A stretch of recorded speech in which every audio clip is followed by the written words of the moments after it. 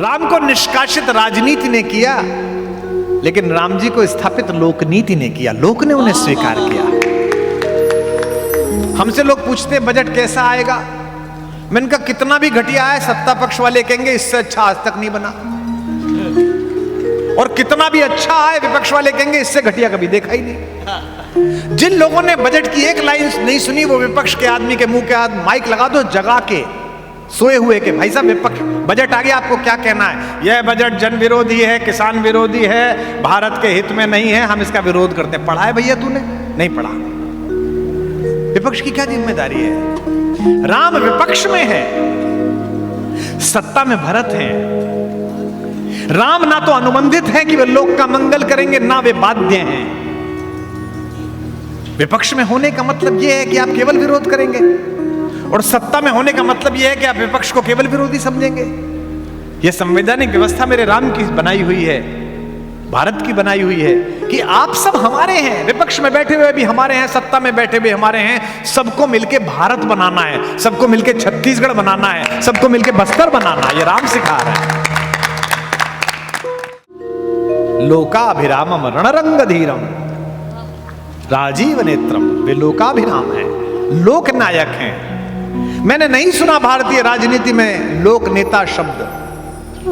हमारे यहां राजनेता हैं, अर्थात राज नहीं है तो नेता नहीं है, राज है तो नेता है। राम राज्य प्राप्ति के लिए नेता नहीं है, वो लोक मंगल के लिए नेता है। राम निष्कासित हुए हैं राजनीति के कारण।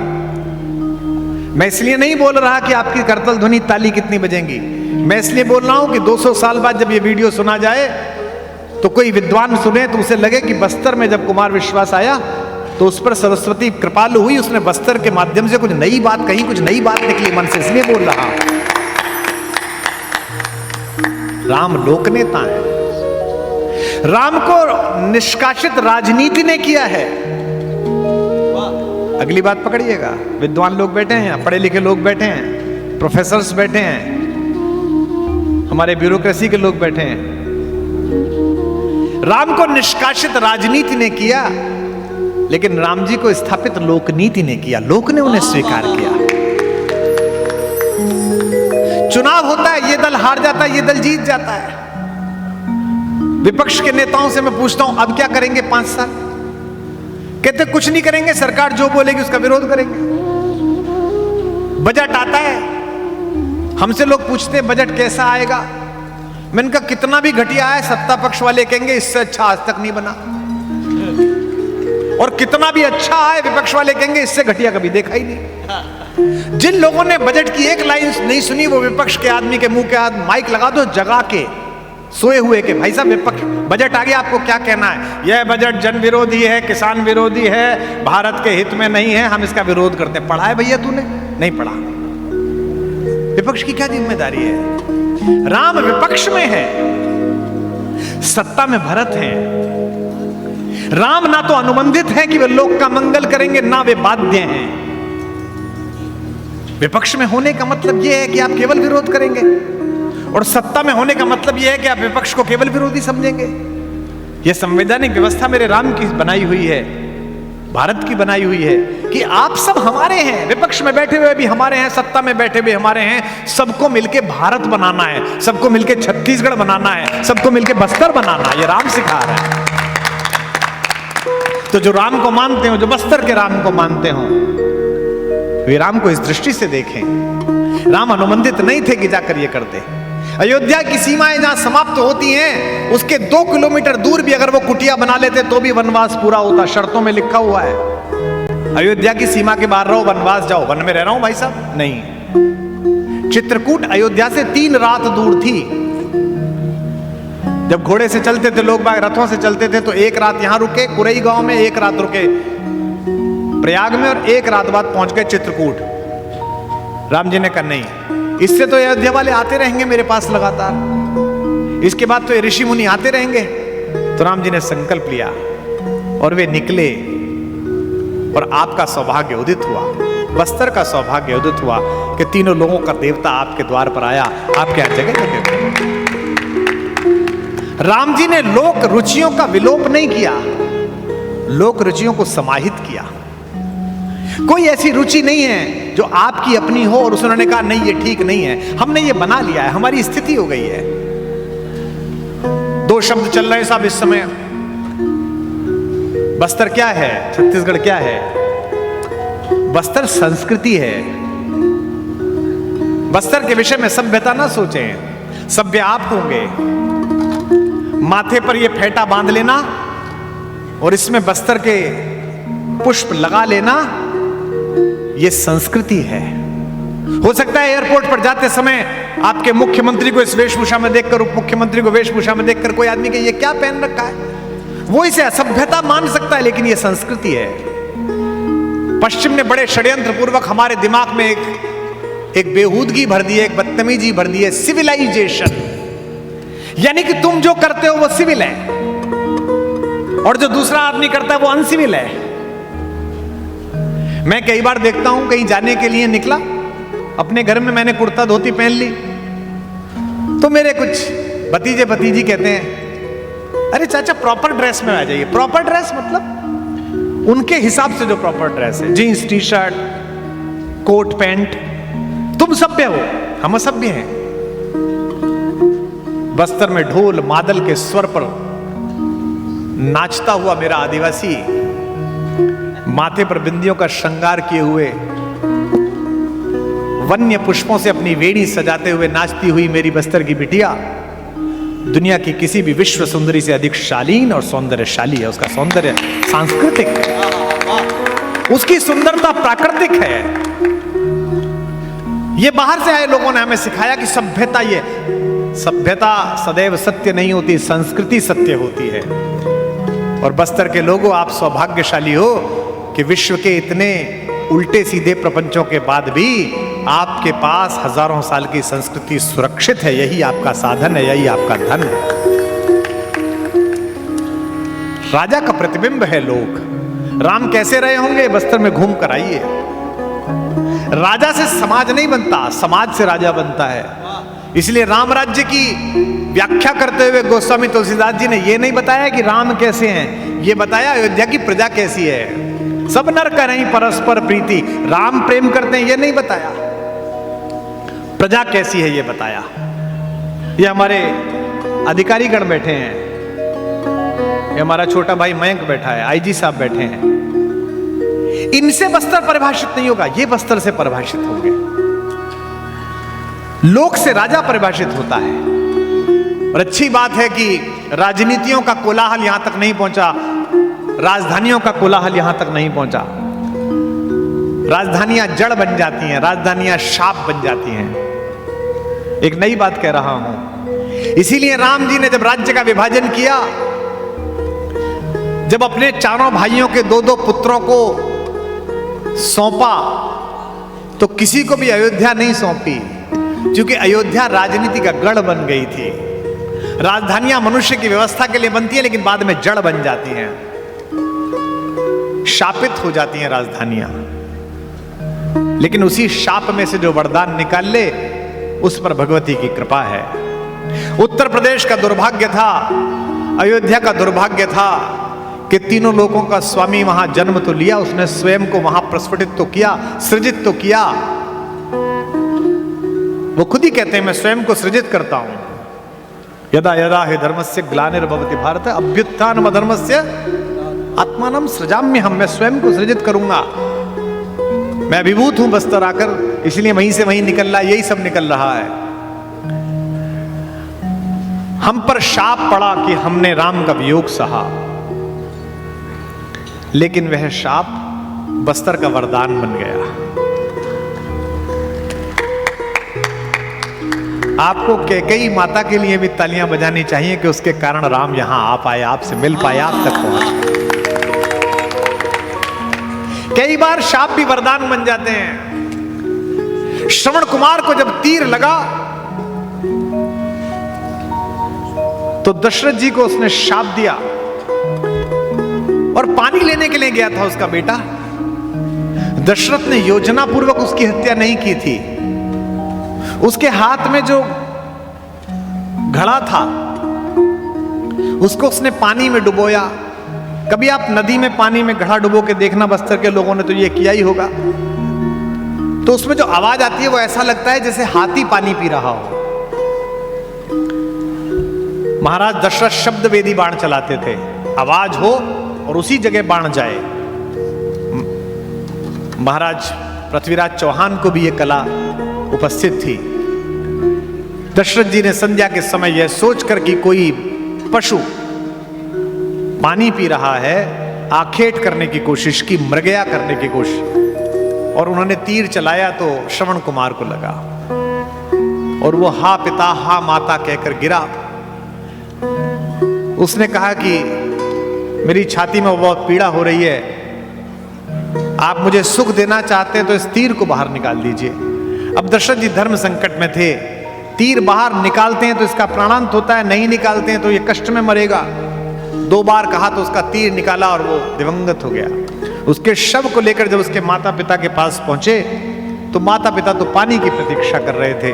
जब उन्हें पता चला कि उनका पुत्र इस दुर्घटना में मारा गया है, दिव्यांग माता पिता थे, आंख थी नहीं, जल तो आया ही नहीं, तो श्रवण कुमार के पिता ने अपनी आंखों के नीचे अपनी अंजुरी लगाई और जितने आंसू आए उन्हें आंसुओं को हाथ में लेकर कहा कि हे राजन, मैं तुम्हें शाप देता हूं कि जिस प्रकार मैं अपने पुत्र के वियोग में प्राण तज रहा हूं, तुम भी एक बार प्राण तजोगे।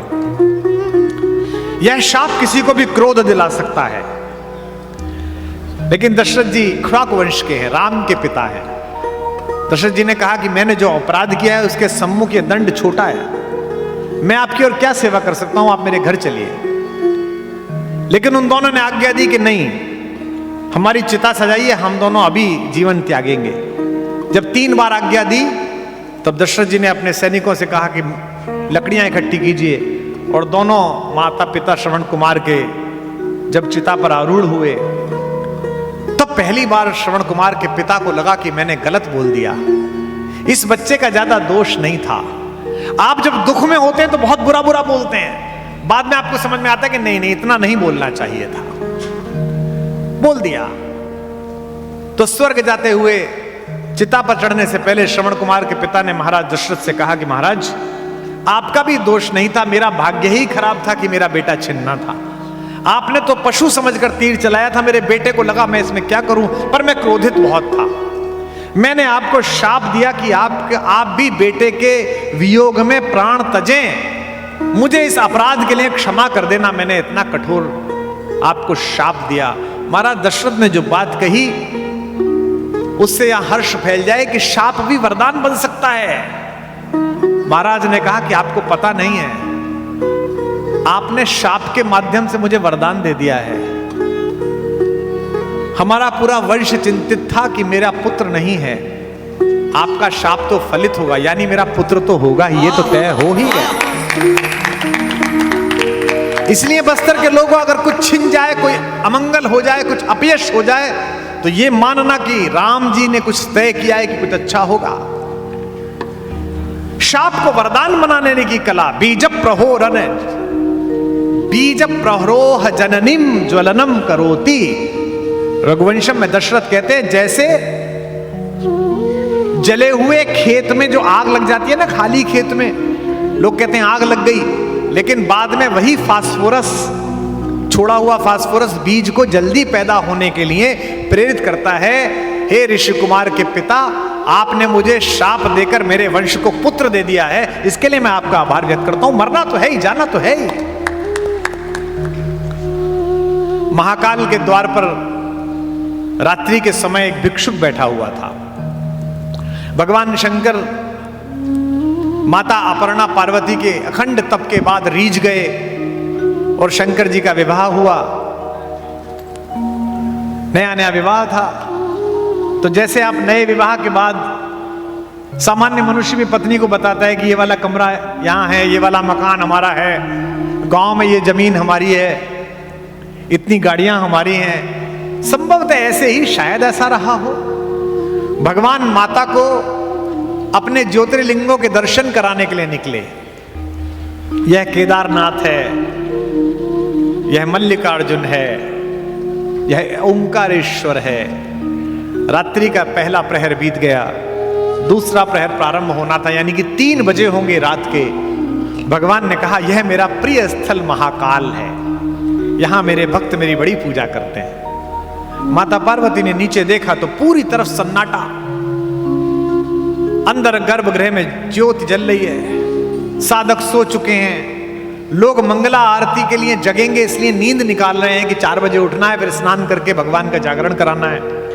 एक भिक्षुक अकेला, कोढ़ी, अंधा, महाकाल के द्वार पर बैठकर जय महाकाल जय महाकाल जय महाकाल गा रहा है। उसको पता ही नहीं है कि अब तीर्थयात्री नहीं है सामने, जिनको दृष्टि है उनको तो पता है।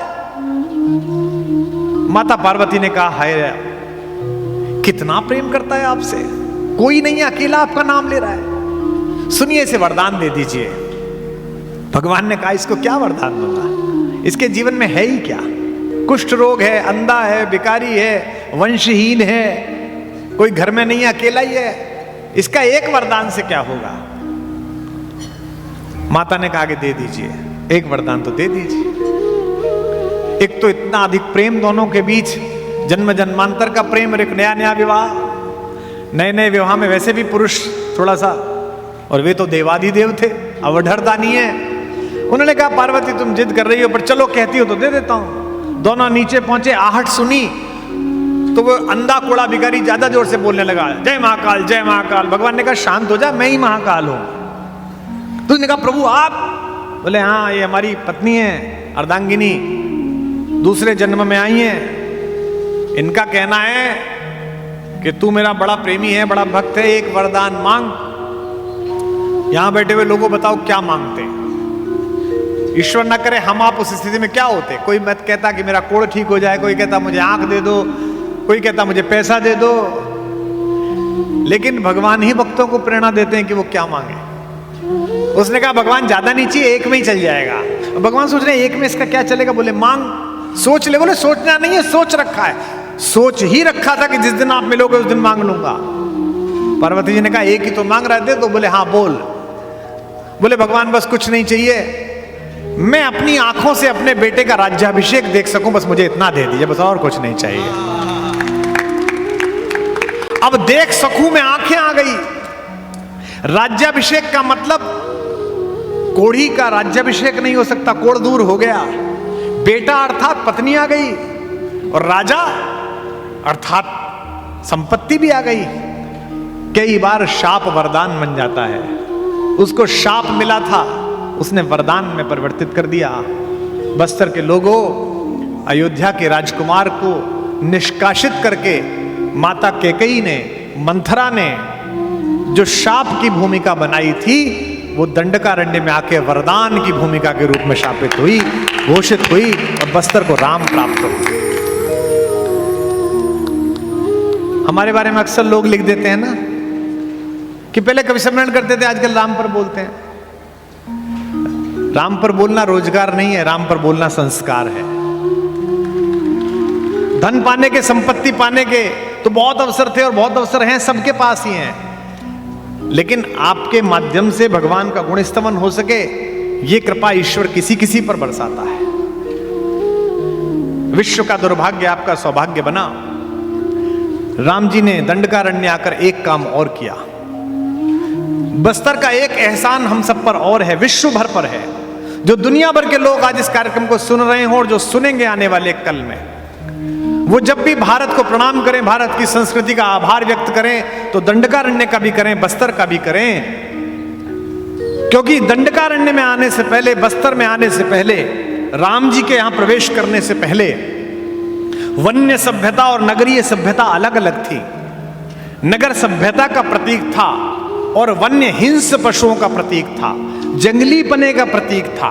वन के प्रति समाज में भय था कि जंगल में तो उदासीन लोग रहते हैं या हिंसक लोग रहते हैं, लेकिन राम जी ने यहां 10 वर्ष बिताकर वन के प्रति कंसेप्ट बदल दिया कि वन में मनुष्यता निवास करती है, लोग निवास करते हैं, जिनके अंदर राम निवास करते हैं। इसलिए राम ने किसको गले लगाया? राम ने केवट को गले लगाया, राम ने निषाद को गले लगाया, राम ने मल्लाहों को गले लगाया, कोलों को, किरातों को, भीलों को, वनबंधुओं को गले लगाया। राम के दंडकारण्य आने से पहले इस पूरे भारत में और आज भी कैकई को लोगों ने टोकरे टोकरे भरकर अपशब्द बोले हैं कि इतने सुकुमार दो बच्चे, इतनी सुंदर सी ये मिथिला की राजकुमारी जिसके चरण कभी पृथ्वी पर नहीं पड़े, पहले फूलों की पंखुड़ियां बिछाई जाती थी तब चलती थी, वो इस कंटकाकीर्ण मार्ग पर कैसे चलेगी? हजारों हजार वर्ष बाद भी बस्तर के घने जंगल आज भी आकर्षण का प्रतीक है। जगदलपुर के बड़े लोकश्रुत साहित्यकार शानी साहब ने शालवनों का दीप लिखी है किताब, वो मैंने पढ़ी है। उसमें क्या अद्भुत वर्णन है। बस्तर तो ये पूरा इलाका ही तो साहित्यकारों का है। लाला जगदलपुरी जैसे महान कवि इस मिट्टी में पैदा हुए हैं, इसी जगदलपुर में, इसी बस्तर में पैदा हुए। उनसे पहले, राम के आगमन से पहले ये कंसेप्ट थी, ये धारणा थी कि जंगल में केवल हिंस्र पशु रहते हैं। हमारी माएं, हमारी बुआ, हमारी दादी बरसात के दिनों में ढोलक लेकर बैठ जाती थी और खूब गालियां कैकई को देती थी।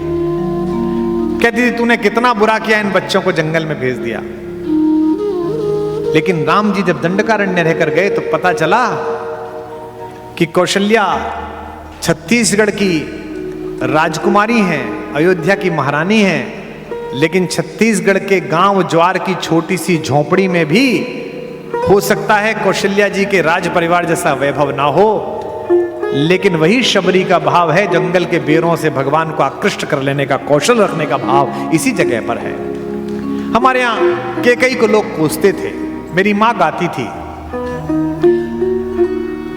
ओ मैया तेने काठानी मन में राम सिया भेज दिए री वन में। ओ मैया तेने काठानी मन में राम सिया भेज दिए री वन में। हमारी आपकी रिश्तेदारी चलेगी नहीं जब तक आप नहीं गाएंगे और साथ नहीं आएंगे।